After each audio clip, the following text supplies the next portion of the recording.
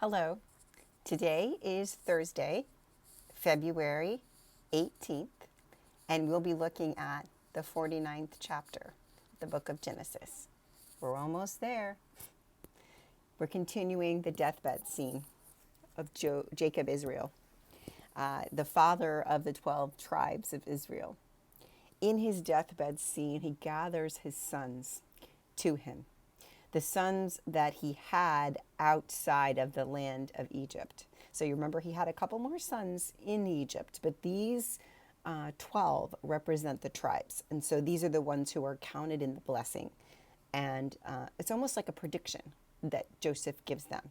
And so let's begin with the oldest, Reuben, for whom the sandwich is named.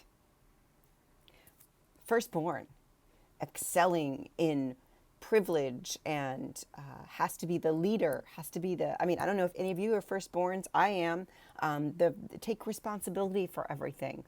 The firstborn is the one that the rest of the siblings look to when there's trials or tribulations. However, this firstborn, Reuben, the sandwich guy, has crawled into bed with his father's concubine and has lost his place of excelling. My translation says he's excelling, and he has lost his place of excelling. He is given the boot, shown the door by his father at his deathbed.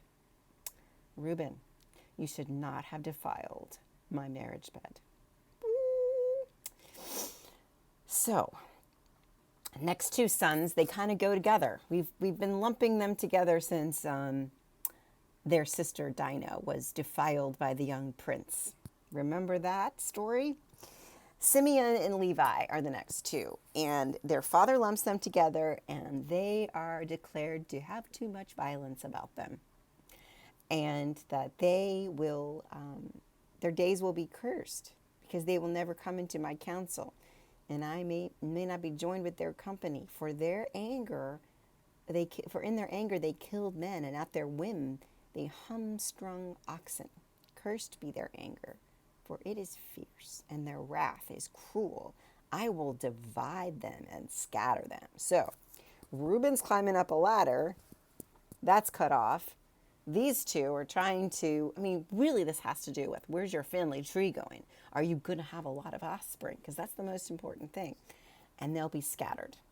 They'll be scattered in the land. They won't have their own place to be.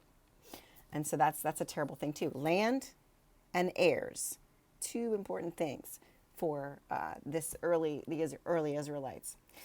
And then we come to the fourth son, Judah. Now, Judah doesn't get a sandwich named after him, but he gets a whole kingdom when the kingdom divides later. The whole kingdom is called Judah, the land of Judah, the Lion of Judah. Jesus will actually eventually be called the Lion of Judah. This is a very important scene, almost for liturgical presence in the temple, later synagogue, to talk about Judah, the tribe of Judah. Judah's tribe will be great. He will be praised among his brothers. And we've seen Judah try to rescue Joseph, advocate on Benjamin's behalf with Joseph before he knew he was his brother. Judah, great figure. So we have one son. Yay. Okay, this is a good one. I think we've actually been through the worst of the worst in the first three. Zebulun is apparently can inhabit a harbor town. be near the sea, be in charge of ships. I don't know if his tribe will come into play with the story of Jonah, but it kind of sounds like it. So there's that. That's where Zebulun will be. Issachar will be apparently a shepherd. He is good at that, and he does it well, and he is under the gun of his labor out there. But he's strong, and he will be a slave to that labor and will be dedicated to his work. So that's good.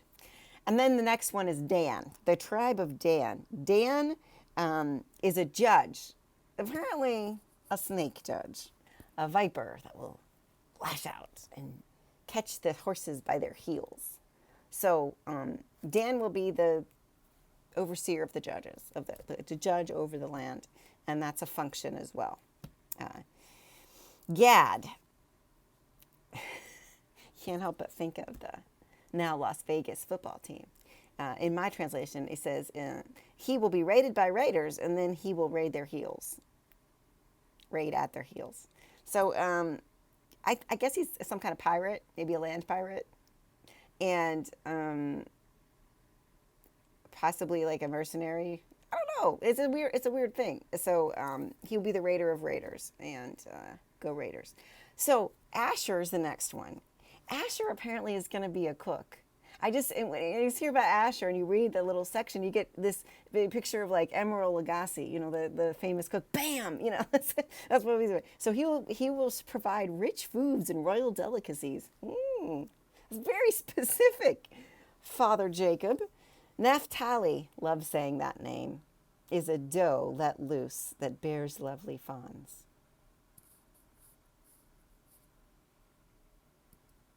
Okay.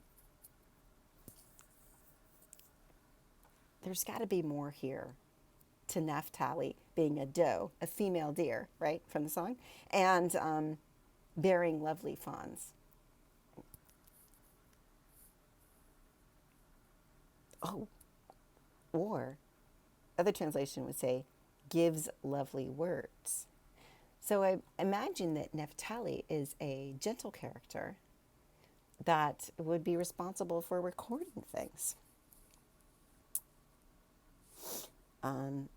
In my translation, in my commentaries here, it says that Nephtali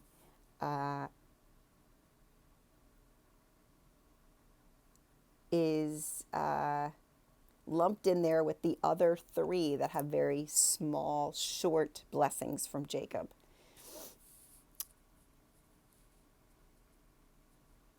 The doe has many connotations, it says. One is quickness and sure-footedness in battle, which in light of other military images in these descriptions makes sense. But since he's a guy, you might want to call him a buck, but he's a doe. And maybe a doe was more valuable to herdsmen, which most of them were, except for, of course, Issachar, or no, not Issachar. Zebulun is going to have to be out there by the sea, so he's going to have to learn how to fish, I suppose. But so maybe this is what this means. It's just very strange to me that they would compare him to a female animal and talk about his lovely fawns. But his lovely words could also be translated to words, and any indication that he will have offspring is a positive thing. So we're good. Joseph, of course, gets a really big blessing. Joseph and Judah are sort of bookends in this. They are similar in their long description of how wonderful they are. And really, what Joseph, the majority of the things that Joseph has been blessed with by his father, Jacob Israel, is that his family tree will have branches and branches and branches and branches. And he will be very blessed and very fruitful. Yes, that is good. Because also, remember how Jacob Israel said, your two sons, Ephraim and Manasseh, are now my sons. So and then all of them, they will have offspring. And out of their offspring will come offsprings. Your blessings of your father are stronger than the blessings of the eternal mountains, the boundaries of the everlasting hills. And may they be on the head of Joseph and in the brow of him who was set apart from his brothers. Brothers set him apart on their own, but God preserved him for God's blessing in the world. Really good.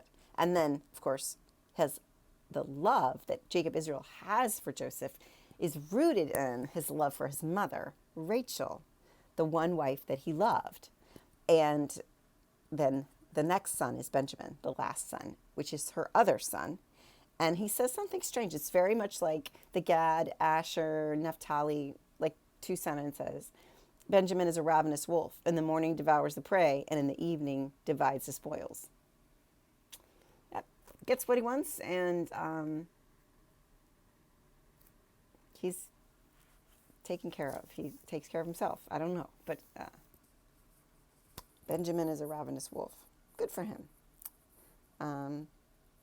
But he is also, this is also a military indication that he will be mighty in military. So he will be able to help the family militarily.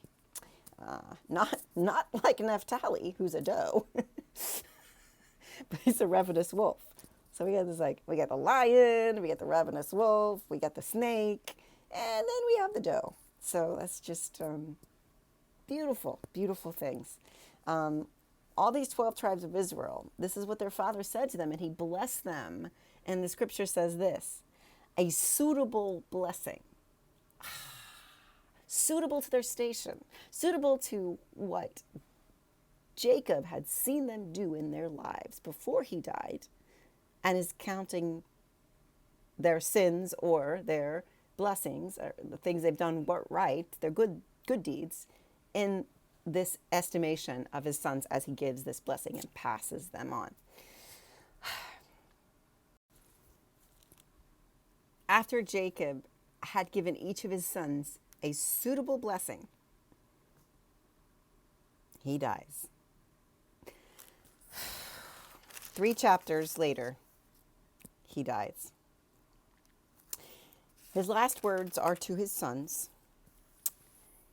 and he charged them, saying, I am about to gather to my people, which means I'm going to go be with my fathers, Isaac and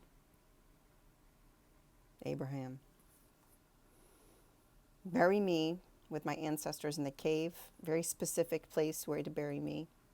There Abraham and his wife Sarah were buried, and Isaac and his wife Rebekah, and there is where Leah is buried too. So he survived his wives. When Jacob ended his charge to his sons, he drew up his feet into the bed, breathed his last, and was gathered to his people. And that's where the chapter ends, with Jacob Israel's death. But he needed to do this in this chapter and bless all the tribes. And this is also a way to formulate communities, because the 12 tribes of Israel, they all descend from these 12 men. And some get to inherit the good things, and others get a sandwich. So there we are. I hope you have a beautiful day, and we'll see you tomorrow for the very last chapter in the book of Genesis. God bless you.